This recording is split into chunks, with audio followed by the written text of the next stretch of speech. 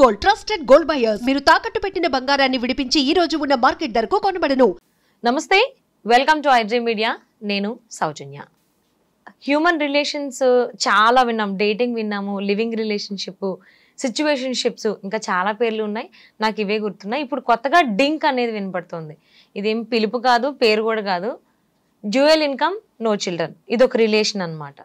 So ఇది ఎంతవరకు correct? ఇది చేయడం మంచిదా? మంచిదానికంటే చెడు ప్రభావాలు చాలా ఎక్కువ ఉన్నాయి. అయినా కానీ ఇదే ఎక్కువ ఫాలో అవుతున్నారు అబ్బాయిలు, అమ్మాయిలు. మరి ఈ అంశానికి సంబంధించి మనకు ఎన్నో విషయాలను తెలియజేయడానికి ఈరోజు మనతో పాటు ఉన్నారు senior journalist and family counsellor Priya Chaudhary గారు ఉన్నారు. వారితో మాట్లాడారు. నమస్తే అండి. అంటే రిలేషన్స్లో ఒకనొక టైంలో ఫస్ట్ డేటింగ్ అనేది విన్నాం, లెటర్ ఆన్ లివింగ్ రిలేషన్షిప్స్, తర్వాత పెళ్లి చేసుకోవడం, లేదు అంటే విడిపోవడం, అక్కడ అది దాని తర్వాత చాలా చాలా వచ్చాయి. సిచ్యువేషన్షిప్స్ అని, రిలేషన్షిప్స్ అని, ఇప్పుడేమో డింక్ అంట. Dual income, no children. అసలు డ్యూయల్ ఇన్కమ్ ఏంటి? అసలు అసలు ఈ బంధాలకి విలువ అనేది లేకుండా పోతుంది ఈ మధ్య కాలంలో. ఏమంటారు మీరు దీని గురించి? దాంట్లోనే ఉంది కదా డ్యూయల్ ఇన్కమ్. డ్యూయల్ ఇన్కమ్ వాళ్ళు చూసింది ఏంటి? ఇన్కమ్ని ఎంజాయ్ చేయాలని. ఏ ఇన్కమ్ని చూశారు వాళ్ళు? వాళ్ళకి వచ్చేటటువంటి కరెన్సీ నోట్ల యొక్క ఇన్కమ్ని మాత్రమే చూశారు. ఇంకొక ఇన్కమ్ ఏముంది అని అంటే, ఒక ఇద్దరు పెళ్లి పేరుతోటి ఒకటయ్యి ఈ సృష్టిలోకి, అంటే ఈ ప్రపంచంలోకి ఇంకొక బిడ్డని కూడా వెల్కమ్ చేయటం. అవునా? తద్వారానే ఈ సృష్టి పుట్టింది, తద్వారానే ఈ సృష్టి ఇంత పెరిగింది, తద్వారానే ఇవాళ మనం ఇంత సోకాళ్ళు, పబ్బులు, క్లబ్బులు, ఎంజాయ్మెంట్లు ఇవన్నీ నేర్చుకున్నాము. అవన్నీ ఎక్కడి నుంచి? డ్యూయల్ ఇన్కమ్లు ఎక్కడి నుంచి వచ్చినాయి? ఈ డ్యూయల్ ఇన్కమ్ ఈ యొక్క పెద్ద మనిషి యొక్క అమ్మా నాన్న వీడిని కంటే వీడికి ఒక ఇన్కమ్ వచ్చింది. ఈ అమ్మ యొక్క అమ్మా నాన్న ఈమెను కంటే ఈమె పెరిగి పెద్ద చదువుకొని వాళ్ళంతా ఖర్చు పెడితే ఈమెకి ఇన్కమ్ వచ్చింది. ఎక్కడి నుంచి వచ్చింది ఇన్కమ్? ఈ అబ్బకి వీళ్ళ అమ్మా నాన్న ఖర్చు పెట్టి చదువులు చదివించి నానా కష్టాలు పడి వాళ్ళ యొక్క శ్రమని, వాళ్ళ ఇన్కమ్ని ఖర్చు పెడితే ఈ పెద్ద మనిషికి ఇన్కమ్ వచ్చింది. ఈ అమ్మకు కూడా సేమ్ అంతే. వాళ్ళ అమ్మా నాన్న నానా కష్టాలు పడి నానా త్యాగాలు చేసి, లేదా ఉన్న దాంట్లో అద్భుతంగా పెంచి చదువులు చెప్పించి ఒక స్వేచ్ఛనిచ్చి ఒక జీవితంలోకి వదిలిన తర్వాతే ఈ అమ్మకి ఇన్కమ్ వచ్చింది. ఇప్పుడు వీళ్ళిద్దరూ కలిసి ఈ ఇన్కమ్ని ఏం చేస్తున్నారు? నాకు మాత్రమే సొంతము, నేను మాత్రమే వాడుకుంటా, నేను మాత్రమే పాడుకుంటా, నేను మాత్రమే పారేసుకుంటా అనేటటువంటి సిచ్యుయేషన్లోకి వీళ్ళు వచ్చారు. ఇక్కడ అర్థం ఏంటి అని అంటే, ఈ మధ్య బాగా చూస్తున్నాను కదా, కొంతమంది సోకాల్డ్ మేధావులు, సోకాల్డ్ ప్రొఫెషనల్స్ కూడా సమర్థించేది ఏంటి అని అంటే, ఎందుకండి జీవితాన్ని ఎంజాయ్ చేసి పడేసిపోవాలి? జీవితం ఎంత విలువైందో నీకేం తెలుసురా? నిజంగా జీవితం యొక్క విలువ తెలిసిన వాడు ఎవ్వడూ కూడా ఈ మాట మాట్లాడు. రామకృష్ణ పరమహంస పెళ్లి చేసుకున్నా కూడా సంసారం లేకుండా ఉన్న ఒక పరమార్థం ఉంది ఆయనకి. లోకానికి ఒక వివేకానందుడిని ఇచ్చాడు. అప్పట్లో బ్రిటిషర్స్ నుంచి మనం పరిపాలనలో ఉన్నప్పుడు వాళ్ళని మోటివేట్ చేసి దేశం మీద ప్రేమని నూరిపోసినటువంటి తన ప్రసంగాల ద్వారా భారతదేశం యొక్క ఔన్నత్యం గురించి, భారతదేశం యొక్క కర్మ సిద్ధాంతం గురించి అద్భుతంగా చెప్పి యువతలో ఒక చైతన్యాన్ని తీసుకొచ్చినటువంటి, ఒక ప్రజ్వలించేటటువంటి ఒక జ్యోతినిచ్చినటువంటి చరిత్ర రామకృష్ణ పరమహంసకు ఉంది. అలాగే పెళ్లి చేసుకోకుండా ఉండిపోయినటువంటి వివేకానందుడు ఈ యువతకి ఈ రోజుకి కాదు, ఈ జాతి ఉన్నంత వరకు, భరత జాతి ఉన్నంత వరకు వివేకానందుడు ఉండే ఉంటాడు వాళ్ళ చైతన్యంలో. అంత గొప్ప స్థితి ఆ జీవితాన్ని. ఒక రమణ మహర్షి ఉన్నారు, ఆయన ఎప్పుడు ఎవరికి ఉపన్యాసాలు ఇవ్వలేదు, ఏమీ ఇవ్వలేదు, కానీ తన తత్వంతో ఆయన ఒకటే చెప్పాడు, నీలోకి నువ్వు చూసుకోరా చాలు, నువ్వేంటో నీకు అర్థమవుతుంది అని. అలా ఎంతో మందిని మార్చి వాళ్ళ యొక్క కర్మల్ని, వాళ్ళు ఏ విధంగా వాళ్ళ జీవితాన్ని కర్మల ద్వారా కర్మల్ని ఎలా ప్రక్షాళన చేసుకోవాలి, వాళ్ళు ఆ సిద్ధాంతాన్ని అన్వయించుకొని ముందుకు ఎలా వెళ్ళాలని దిశానిర్దేశం చేసినటువంటి మహోన్నతమైనటువంటి జీవితాలు ఉన్నాయి. వాళ్ళని అందాము ఈ యొక్క సిచ్యుయేషన్కి. కానీ వీళ్ళు ఏం పొడుస్తున్నారని చెప్పేసి అని ఈ కల్చర్ని తీసుకొని వచ్చారు. దేశానికి ఏమిస్తున్నారు, ప్రకృతికి ఏమిస్తున్నారు? నీకు ఒక విషయం చెప్తా. ఇలాగే జపాన్లో ఒక 70 years బ్యాక్ ఇదే నిర్ణయం తీసుకున్నారు. ఏంటి అనంటే, no marriage, no children, enjoy the life. మీరు చూడండి, గొడ్లు కష్టపడినట్టు కష్టపడతారు వాళ్ళు. కష్టపడిన తర్వాత ఇయర్లీ వన్స్ వాళ్ళు ప్రపంచ యాత్రకు బయలుదేరిపోతారు. మీరు మన అదేంటి టూరిజం స్పాట్స్ అన్నీ కూడా మీరు ఒకనొక సీజన్లో ఈ జపనీస్ తోటి నిండిపోయి ఉంటాయి. మొత్తం ఆడ మగ వచ్చేస్తారు, హ్యాపీగా ఎంజాయ్ చేసేస్తారు, వెళ్ళిపోతారు. మళ్ళీ వాళ్ళ పని వాళ్ళు చేసుకుంటారు, మళ్ళీ డబ్బులు సంపాదించుకుంటారు, మళ్ళీ ఎంజాయ్. ఇవాళ జపాన్ పరిస్థితి ఏంటి అనంటే అందరూ ఏజ్డ్ పర్సన్స్, ముసలోళ్ళే, ఎక్కడా యూత్ కనపడట్లేదు. మొక్కుతున్నారు వాళ్ళు. జపాన్ గవర్నమెంట్ జపనీస్కి మొక్కుతుంది. ఏమని అంటే, అయ్యా దయచేసి పిల్లల్ని కనండి, అయ్యా దేశం నాశనం అయిపోతుంది. ఇవాళ జనరేషన్ అనేది లేకపోతే దేశం ఎక్కడికి పోతుంది? దేశం అనేది ఉంటుందా? భూమి మీద మనిషి అనేటటువంటి వాడు లేకపోతే ఆ ప్రాంతం ఏమైపోతుంది? మళ్ళీ ఎక్కడికి వెళ్ళిపోతుంది? శూన్యమైపోదా? ఈ శూన్యంలో ఈ శూన్యం నుంచే నువ్వు వచ్చావు, శూన్యంలోకి నువ్వు వచ్చి పునరుత్పత్తి ద్వారా నువ్వు అన్నవే DINK dual income for enjoyment.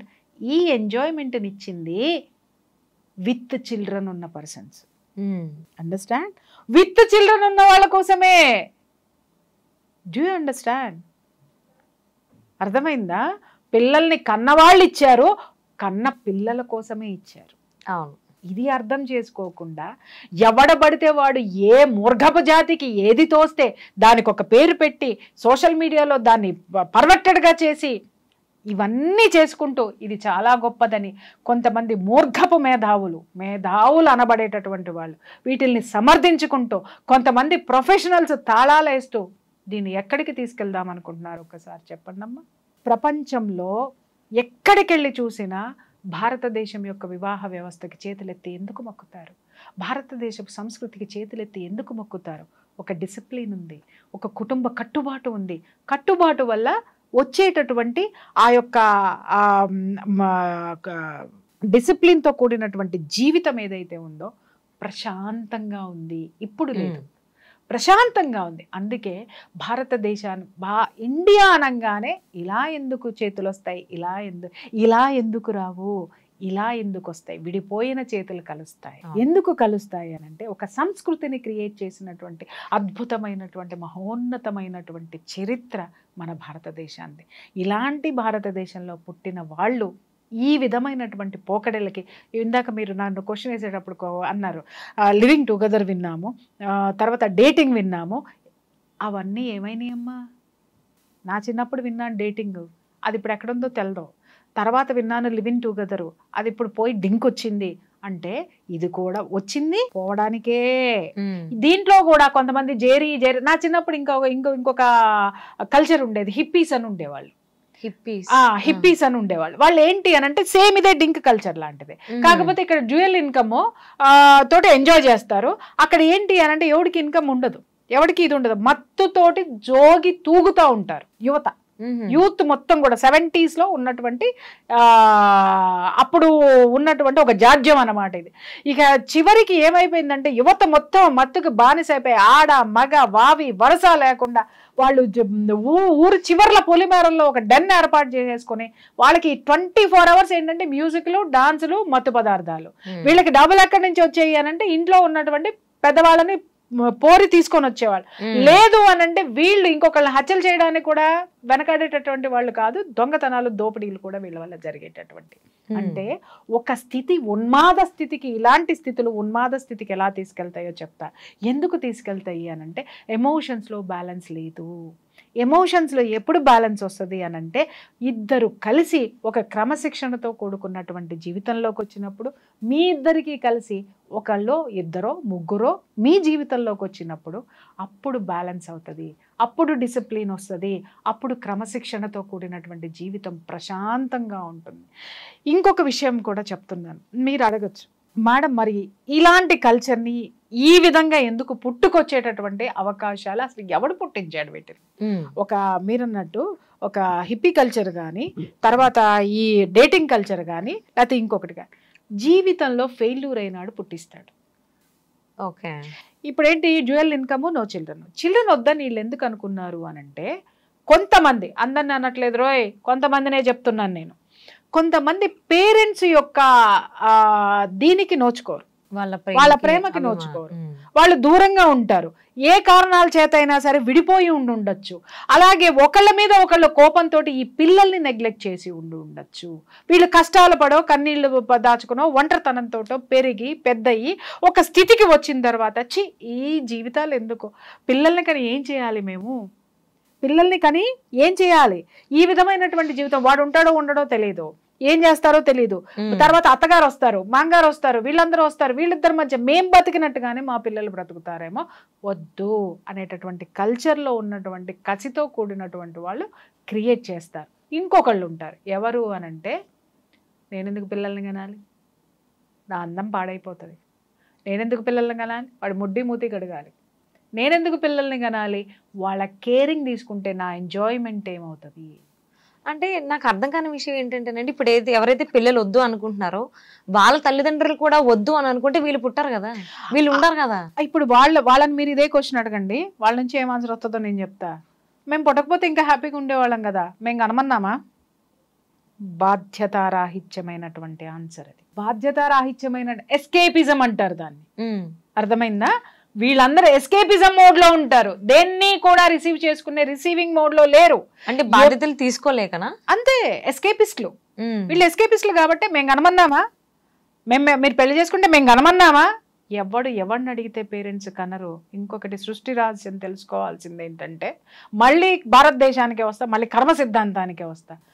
నువ్వు చూస్ చేసుకున్నావు నీ తల్లిదండ్రుల్ని, నేను ఇక్కడికి ఈ భూమి మీదకి వస్తాను అని. అలా నువ్వు ఈ భూమి మీదకి వచ్చావు తప్ప నీ పేరెంట్స్ నిన్ను కనలా. నీ పేరెంట్స్ యాక్సెప్ట్ చేశారు, సరే రా నువ్వు ఈ కష్టాలు పడతావా పడు, నువ్వు ఈ సుఖాలు పొందుతావా పొందు, నువ్వు ఈ ప్రేమను ఇస్తావా ఇవ్వు, ఈ ప్రేమను తీసుకుంటావా తీసుకో అని ఒక ఒప్పందం, ఈ డింక్ ఒప్పందం ఏదైతే ఉందో, మన జన్మ యొక్క ఒప్పందం కూడా ఆల్రెడీ జరిగిపోయే ఈ భూమి మీదకి మనం వస్తామనేటటువంటి విషయం వీళ్ళకి చెప్పేటటువంటి మేధావులు ఇంకా రాలేదా?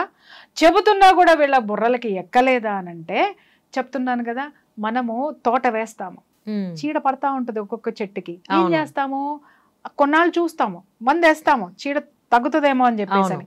పొందేయంగానే చీడ తగ్గిపోతుంది. కొన్నిట్లకి పాకుతూ పోతా ఉంటది, మందు వేసినా కూడా తగ్గదు. కారణం ఏంటంటే, ఆ మందులో ఈ చీడకు సంబంధించినటువంటి చంపేటటువంటి కెమికల్స్ స్ట్రాంగ్ గా లేకపోవడమే. అంటే మనం చేసేటటువంటి ప్రయత్నం, ఈ దౌర్భాగ్యాలన్నిటినీ పారద్రోలటానికి మన యొక్క కృషి లేకపోతే ప్రకృతి దాని పని అది చేసుకుంటూ పోతుంది. ఏదో ఒక రోజు ఇవన్నీ ఎలా వచ్చినాయో, ఈ సృష్టి రహస్యం తెలియనటువంటి వాడు, ఈ సృష్టి యొక్క ధర్మం తెలియనటువంటి వాడు చేసేటటువంటి దగుల్బాజీ పనులు, ఎస్కేపిస్టులు చేసేటటువంటి పనులు. అరే ఈ దునియాలోకి నువ్వు ఎందుకు వచ్చావు, ఓ పెద్ద CEO నవ్వడానికి వచ్చావు. అరే ఈ దునియాలోకి నువ్వు ఎందుకు వచ్చావు, పెద్ద డాక్టర్ నవ్వడానికి వచ్చావు, పెద్ద లాయర్ నవ్వడానికి వచ్చావు, పెద్ద సినిమా యాక్టర్ నవ్వడానికి వచ్చావు.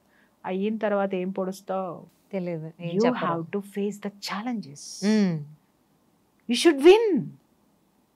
నువ్వు ఛాలెంజెస్ ఫేస్ చేయడానికి ఈ దునియాలోకి వచ్చావురా బాయ్. నీకు ఎలాంటి అత్త వచ్చినా నేను ఎదిరించి నిలబడతా, ఎలాంటి మొగుడు వచ్చినా ఉన్నా లేకపోయినా నా జీవితంలో వచ్చిన సవాళ్ళని ఎదుర్కొని నేను నిలబడి నన్ను నేను ప్రూవ్ చేసుకొని నేనంటూ ఈ జాతికి ఒకటి అద్భుతమైనటువంటి ఒక శక్తిని మిగిల్చి వెళ్తాను అనేటటువంటి దృక్పథంతో ఎవరైతే ఈ జీవితంలోకి ఈ భూమి మీద తెలుసుకున్నవాడు ఉంటాడో ఆ మనిషే మహర్షి అవుతాడమ్మా. ప్రజెంట్ బాగున్నామా అయిపోయింది, అంటే ఫ్యూచర్ గురించి ఎవరికి ఆలోచన లేదు. సో అందుకే రిలేషన్స్కి సంబంధించి అబ్బాయి అమ్మాయిలకి నెలకో లేకపోతే 15 రోజులకు ఒక కొత్త రకమైనటువంటి రిలేషన్షిప్స్కి సంబంధించి బయటకు వస్తున్నాయి. ఇలాగా సిచ్యువేషన్ షిప్స్ అని చిన్నవి 1 hour షిప్స్ ఏవి చాలా ఉన్నాయి. సో అలానే ఈ డింక్ కూడా. సో ఇవన్నీ దూరం అయిపోయి ముఖ్యంగా భారతీయులకి సరే తల్లి తిరిగి ఇప్పుడు ఒక సైకిల్ వీల్ ఉంది, ఇప్పుడు నీ వెనక ఒక వీల్ ఉంది, ఆ పై భాగం మళ్ళీ కిందకి రావాల్సిందే, కింద భాగం మళ్ళీ పైకి వెళ్తుంది. అంటే కిందకి వచ్చినటువంటిది ఈ కల్చర్ ఏదైతే ఉందో అది వెళ్ళిపోవాల్సిందే, అదేదైతే ఉందో మళ్ళీ కిందకి రావాల్సిందే. సో ఇప్పుడు ఏదైతే భ్రష్టు పట్టించడానికి వచ్చినటువంటి ఈ కల్చర్ ఏదైతే ఉందో కాలగర్భంలో కలిసిపోవాల్సిందే. చివరికి నిలబడేటటువంటిది ఏంటంటే ప్రకృతి ఏదైతే మనకి ఇచ్చిందో ధర్మము, ఆ ధర్మమే నిలబడి తీరుతుంది. సో అదే నిలబడాలని చాలా నేను గట్టిగా కోరుకుంటున్నాను. ఇలాంటివి ఎంత తొందరగా వచ్చి అంతే తొందరగా భూగర్భంలో కలిసిపోవాలి, అసలు రాకుండా ఉంటే ఇంకా చాలా మంచిది. So thank you so much అండి.